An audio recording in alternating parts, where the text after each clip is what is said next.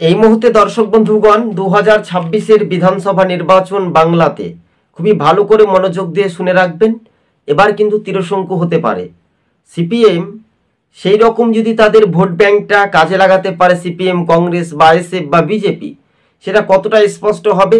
এই বাংলা থেকে তৃণমূল ক্ষমতায় ফিরবে না আসতে পারবে না, না বিরোধীদের ঝড় বইবে, এটা সর্বনিম্নভাবে সম্ভাব্য কোন দল কত আসন পাচ্ছে কিন্তু একটা ধারা বা মানে একটা ধারণা, সাধারণ একটা ধারণাভাবে আমরা ভোট যদি মানুষ দিতে পারে তাহলে বাংলাতে একটা পরিবর্তন হতে পারে বলে এমনটাই খবরের ইঙ্গিত। দর্শক বন্ধুগণ, আপনাদের সঙ্গে আমরা তুলে ধরছি সবুজবঙ্গ নিউজ চ্যানেলটি যদি ভালো লেগে থাকে প্রথম থেকে শেষ পর্যন্ত দেখবেন, আর নতুন দর্শক হয়ে থাকলে অবশ্যই ভিডিওটি শেয়ার করে দেবেন।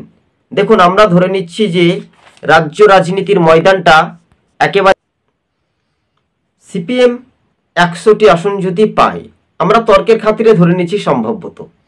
কংগ্রেস যদি তারা 48টি আসন পায়, সম্ভবত তর্কের খাতিরে মানুষ কখন কি পরিবর্তন করবে এটাই বলাই শুধু কঠিন নয়, সহজই বটে। বিজেপি সম্ভবত 66টি আসন পাচ্ছে, আমরা ধরে নিচ্ছি তর্কের খাতিরে, এবং আইএসএফ 20টি আসন পাচ্ছে সম্ভবত, এবং তৃণমূল রাজ্যের শাসক দল 60টি আসন পাচ্ছে। এই রকমও তো হতে পারে, তাই না? বিষয়টা হচ্ছে, যদি ধর্মীয় মেরুকরণের রাজনীতি না কোনো রাজনৈতিক দল করে, উন্নয়নের পথে যদি এগিয়ে আসে, তাহলে মানুষ কিন্তু 2011 সালের মতো যদি ভোট দিতে পারে অথবা 2013 সালের মতো, তাহলে 2026-এ অনেকটাই পরিবর্তন হতে পারে। সরকার চতুর্থবারের জন্য ক্ষমতায় একটা তীরশঙ্কু হতে পারে, এমনটাই সূত্র মারফত খবর। সম্ভবত দর্শক বন্ধুগণ, আপনাদেরকে জানিয়ে রাখি 148টি আসন পেতে হবে।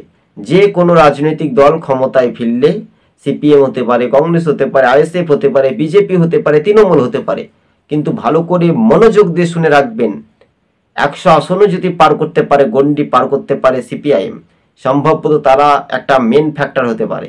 বা কংগ্রেস যদি তারা 48টি আসন পেতে পারে, মালদা, মুর্শিদাবাদ, উত্তর দিনাজপুর সহ অন্যান্য জেলা থেকে কয়েকটি আসন মেলে, তাহলে কিন্তু একটা ভালো চমকে দেওয়ার মতো রেজাল্ট হতে পারে, তাই না?